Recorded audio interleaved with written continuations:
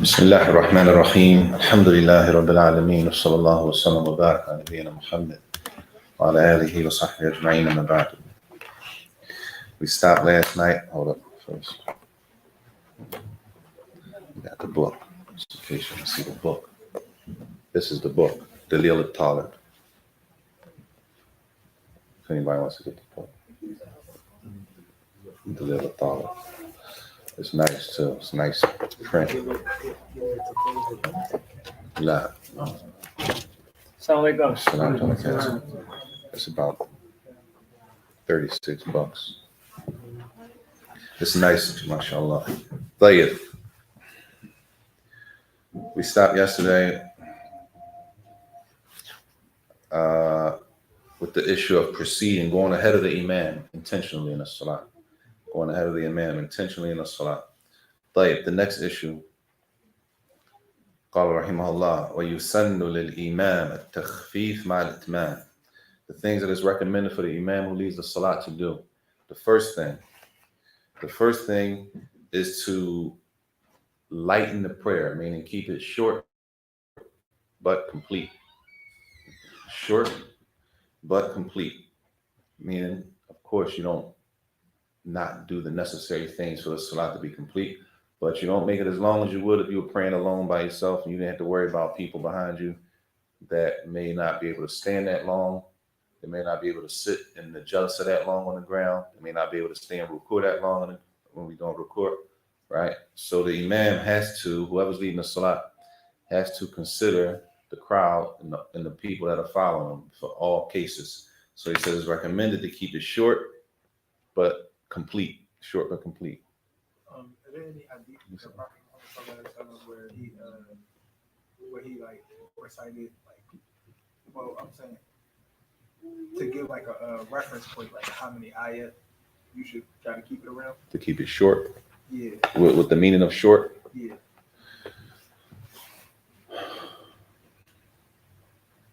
Allahu A'lam. Not that I know of specifically, but the hadith that the description of the 2 rak'ah before Fajr, right? 2 rak'ah before Fajr was described, they were described as being light, khafifa, right? The 2 rak'ahs before Fajr, Sunnah to Fajr, those 2 rak'ahs were described as being light.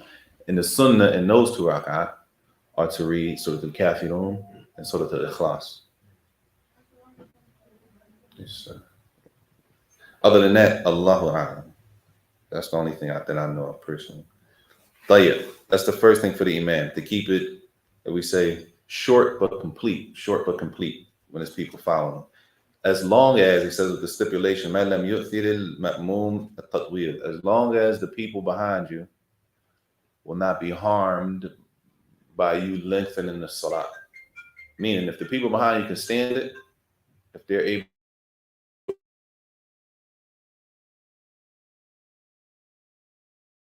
withstand a lengthy recitation, the crowd, the people that are following you, if they're able to withstand that, and there's no problem, then it's okay to lengthen it longer, no problem, right? According to who's behind you. Generally, as some of the ulama say, the smaller the crowd, the easier that is to gauge, of course, right? The smaller the crowd of people behind you, the easier it is to be able to tell, especially if you know the people, who's able to withstand long recitations, can stand for a long time, who can sit for a long time, who can be in sajda for a long time. But the larger the crowd, the little more difficult it is to be able to do that.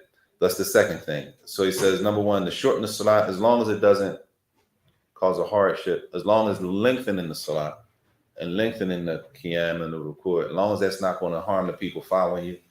And secondly, he said, "Intidaru dakhil in lam yashuk al ma'mum." Both of these issues have to do with effect and the effect that it has on the ma'mum, the ma'mumin, the people following the imam. So the next issue, he says, it's also recommended. Yusannu, recommended. You don't have to. Remember, recommended means what? You should do it.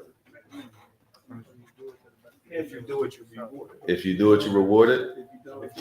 If you don't, It's not a sin. It's not something that's deserving of Allah's punishment, right? But it's definitely better to do it. It's definitely better to do it. He says, so the first one was what? If we keep that in mind when you hear the word recommended, it's better than just the translation is recommended. Recommended means it's definitely better to do that, right? If you didn't do it because of some reason, it's no sin, and it's not something that's punishable act. So the first one, shorten the salat, as long as you're making sure it's complete, meaning you don't shorten it enough where you're not completing the prayer as it's supposed to be completed. As long as, and if you can lengthen it based on the crowd behind you, that's fine. The second thing, wait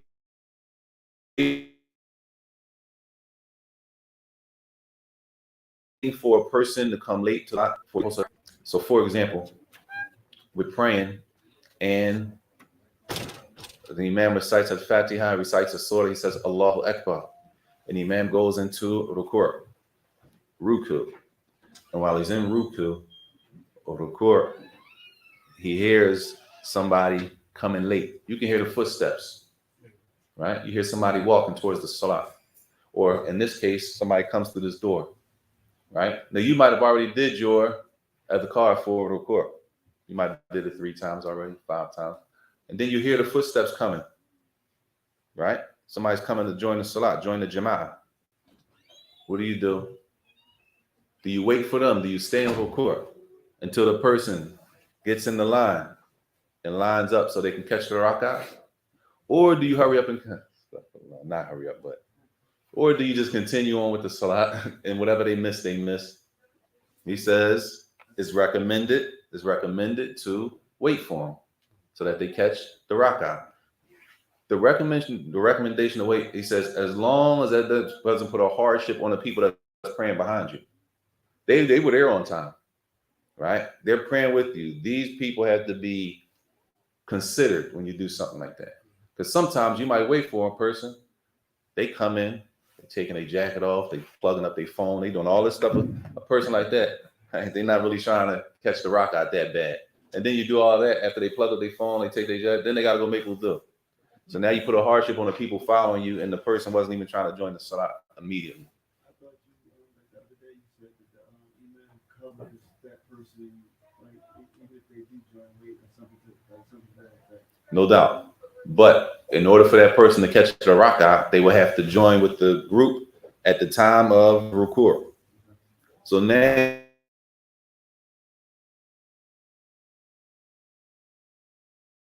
you say your other car, and now you hear somebody, the footsteps walking towards. Sometimes people make noises, they jiggle the keys. If people know this issue, the people who know this issue when they come in late, they'll like alert the imam. So they make some extra noise to let you know I'm coming to the salat.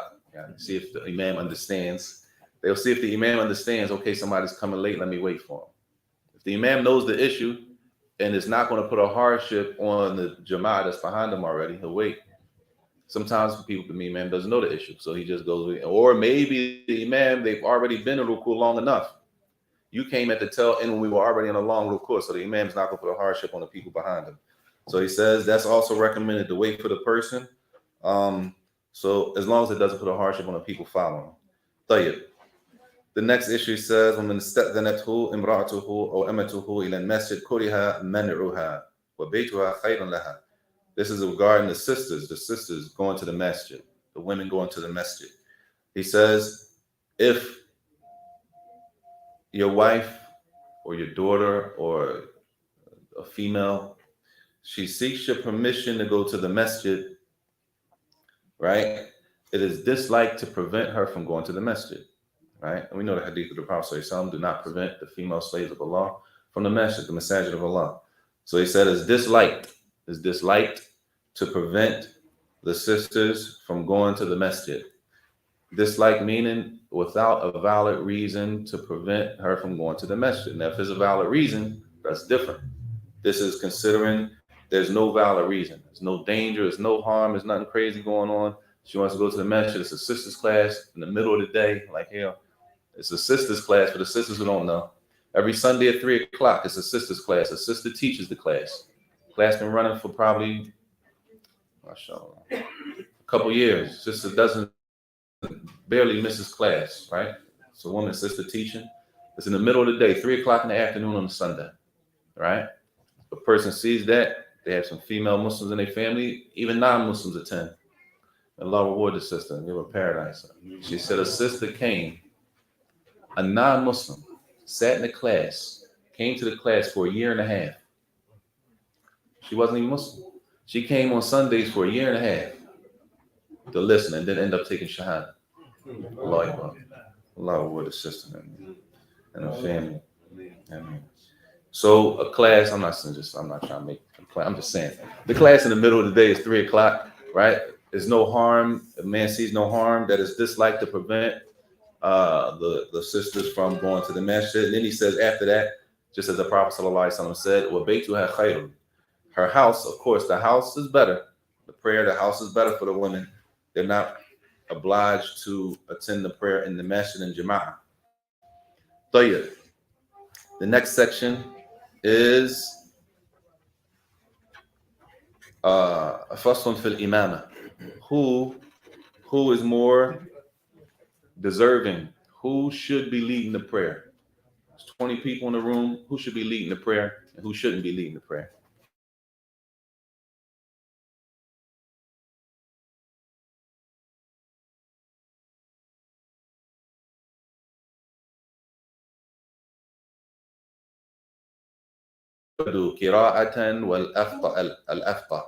The person who, let me see how you translated this. This is a good translation, y'all. If y'all don't have, it's good. The most knowledgeable. Yes, the one. It says here, the best reciter of the Quran and the most learned in Islamic law. The one who combines between the two. The one who recites the Quran the best, and they have fiqh of the deen. They have understanding of the religion. Now, of course, what does it mean to recite the Quran the best? Correctly, right? They understand the rules, pronunciation. They understand what tajweed is, tartil, beautification of the voice, right? The voice is beautiful and they're pronouncing it wrong. La yanfa, as they say, la yanfa. It sounds good, but you're making a lot of mistakes, right? Some people, they don't sound that great, but it's correct. It's properly being pronounced, right? So I know me, I used to get caught up in the sound. Once I didn't know what tajweed was, so I didn't know, I just thought it was whatever sound good. But al-ajwad qira'atan, the one who recites the best, al-afqah, and they have the most understanding deen-wise. They understand the religion. After that, meaning if there's more than one person, they're equal. You say it's a tie. It's a toss-up. It could be him, it could be him, it could be her, it could be her. Right? After that, when you qaddim, qari'un, la ya'lamu fiqh salatihi ala fiqh ummi, ala fiqhi ummiyun. طيب. It says, a proficient reciter who is not acquainted with legal rulings of the prayer is given preference to the learned who is unable to recite Al-Fatiha properly. A proficient reciter, somebody, they know how to recite the Quran, they know the rules of tajweed, they know how to recite the Quran, right?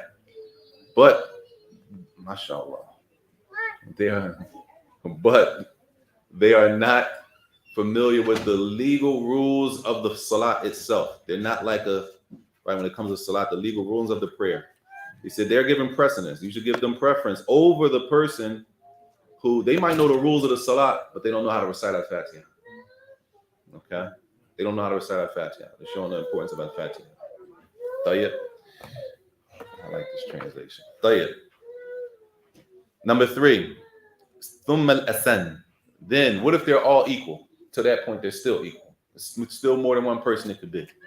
right? He said after that, it's still a toss up. Then the one who's older, the oldest from those people who are equal up until now, right? What if they're the same age? Uh-huh. Huh? They're the same age. Gotta go back to number two.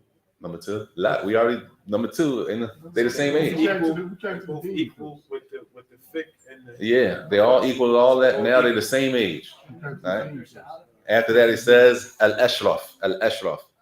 He says thum al-ashraf, which has to do with the lineage of the person, and that goes back to a hadith related to the Quraysh, the tribe of the Prophet sallallahu alaihi wasallam. Tayyib, argument's sake, they were both from the same tribe. Al-atqa wal-awra, the one who has the most taqwa, the one who has known to be the most fearing of Allah subhanahu wa ta'ala. It's possible a person has all that knowledge and they're not known to be a person of taqwa, right? Even though knowledge is supposed to change you, it's supposed to affect the way you live your life. But if they were both known to be people of taqwa, let me see, I like how he translated it. It says, the most noble in lineage. Wasn't that before? Yeah, that was the one before. At taqwa, it says, thereafter, the most God-fearing and pious from the two, or however many people it is. All right, what if they're equal in all that? If they're equal in all that, after that, you draw lots. You know, drawing lots. And you hold the little sticks in your hand, whoever pulls out the longest, or you might put some straws, mix them up, and then whoever pulls out the longest straw. That's because they were equal in everything. Issues like that show that Islam never leaves us just a guess. It's always this equal, this equal. It's something to everything. We just got to know. So yeah, and this goes back, the next issue goes back to the issue we spoke about when it comes to the imam of a masjid. The imam of a masjid has more right to lead the salat in his masjid, right? And if a person wants to come lead there, then they need the imam's permission. He says, وَصَاحِبُ الْبَيْتِ وَصَاحِبُ الْبَيْتِ, the person's house, the owner of the house, whoever's residence you go to. وَإِمَام masjid وَلَوْ عَبْدًا أَحَقٍ, that the person's house you go to, and the imam of the masjid, even if the imam of the masjid or the person's house you visited was a slave, it's their house, that's their residence. They have more right to lead the prayer. They have more right to lead the prayer. They're ahaq, as it says, ahaq. They have more right. وَالْحُرْ أَوْلَى مِنَ الْعَبْدِ, and the free person has more right to lead the salah than a slave. طيب. Now the next issue, you got to consider the opposite of these people. It says al-hadir wal-hadir wal-basir wal-mutawaddi awla min diddihim. The resident, the person who's a resident, they live there, meaning they're not traveling, right? The resident of the city, right? They're not a traveler. The resident has more right to lead the salat than the traveler. The resident has more right to lead the prayer than the traveler. Why? More familiar. The resident one is more familiar than the one who travels. More familiar with what? With that mahmoud. With the Tawheed. Maybe, that's good. The resident more familiar with I said Customs and the people within some it. of the people. Tell you. I said with the Tawheed, the people of the community. Jade. Well, not the traveler because he can combine. What you mean? You gotta explain that, Sheikh. You can shorten. The traveler might shorten. Jade. That's the reasoning they use, but that's still good. The fact that the resident is has to complete the salat completely. He can't shorten. Whereas the traveler has the ability, he's a traveler. So the traveler might come here and pray Dhuhr 2 rak'ah. Right? So now everybody who's not a traveler has to get up and finish the salat alone. So they have to pray part of the salat in jama'ah and then the other part of salat without the jama'ah. Right? When the resident could have led the salat and everybody could have prayed the full salat in jama'ah. But even with that, like y'all said, the resident generally should have more of an idea who are the people praying behind them, what they can stand from lengthy recitation and being in sajda long and ruku' long. So the resident has more right, but it doesn't mean these are all of these from the beginning. All of these from the beginning, from who should lead the prayer, right? All of these are. This is a recommended order. This is not an obligatory order. Okay, these are recommended. These are recommended orders, right? Meaning it's not obligatory if a person comes to your house. It's not obligatory that you lead the salat. But who has the most right? Right? It's the person's house. They have the most right. The other person can designate somebody else to lead it. Right? It's not like, you know, I gotta lead because he said you go to the person's house. The imam of the masjid doesn't have to lead the prayer. Right? He has more right to lead the prayer, but he might designate somebody else. Somebody else can lead the prayer. Like, so all of these are recommended. Like, the next person, he says, wal basir. The person who has sight, vision, has more right to lead the salat than the person who's blind. The one who can see, al-basir, has more right than the person who can't see. Why? Huh? Well, he said he can't see the congregation. You're not going to be looking at the congregation anyway, though. They're going to be behind you, so you don't need to see the congregation. But you do need to see what? The direction you're praying in, for one. Right? It's possible if a person can't see, right? They drift off from the Qibla direction. It's possible. They say it's also possible. It's also possible. Doesn't mean that a person who's blind can't lead the salat. It doesn't mean that. They're saying who has more right, who should. If you had a preference, what would you do? Right? To avoid that, to avoid going away from the Qibla, going away from the prayer direction, the person that has sight should lead the salat. They say also it's possible that the person who can see, they're more likely to stay away from najasa, filth in the street that might get on a person's clothes. Then you go into a place to pray and you have to remove that off of your clothing. It's possible a person who can't see, they walk through something, they go through a certain place, and then something from najas gets on their clothing, and then they don't know to remove it because they can't see. So they say issues like that, it doesn't mean that a blind person can't lead the prayer. Blind person can lead the prayer, but they say if you had a preference, you should do this. Even if you should do that, right?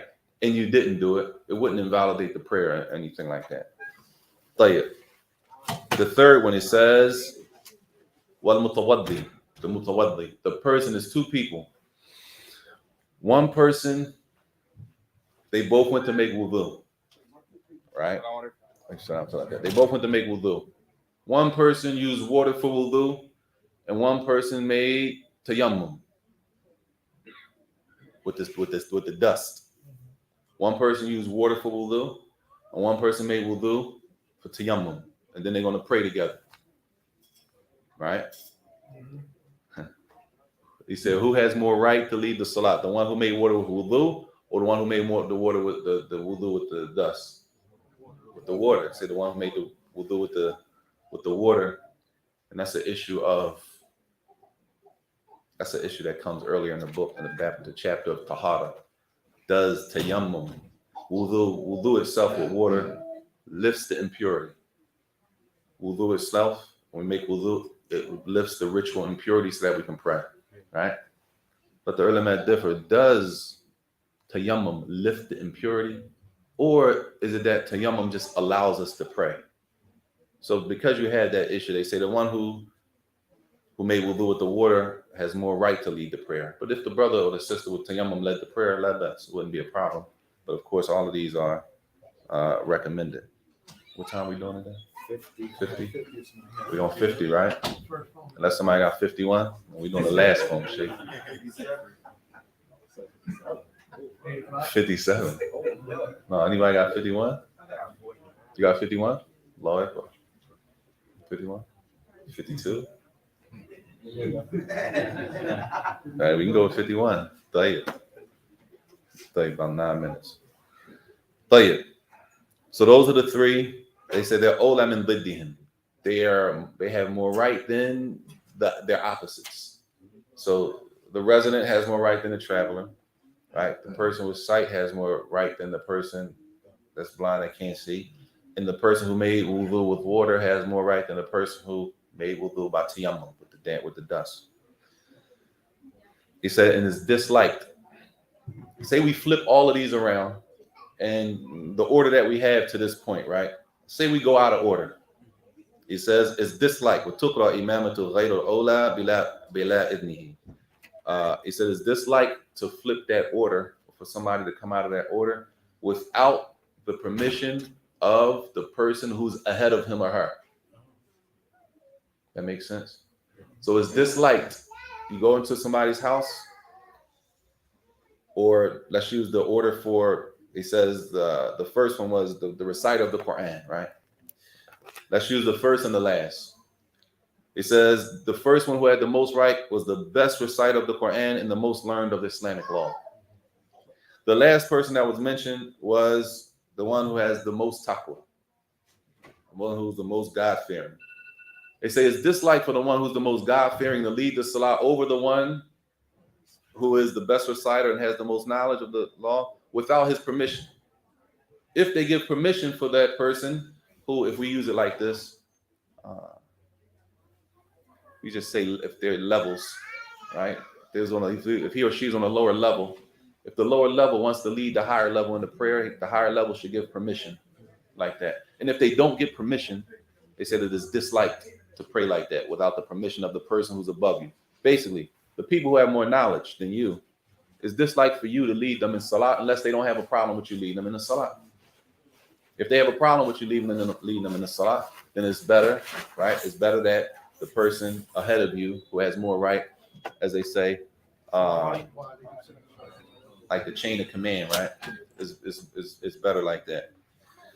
So he says after that,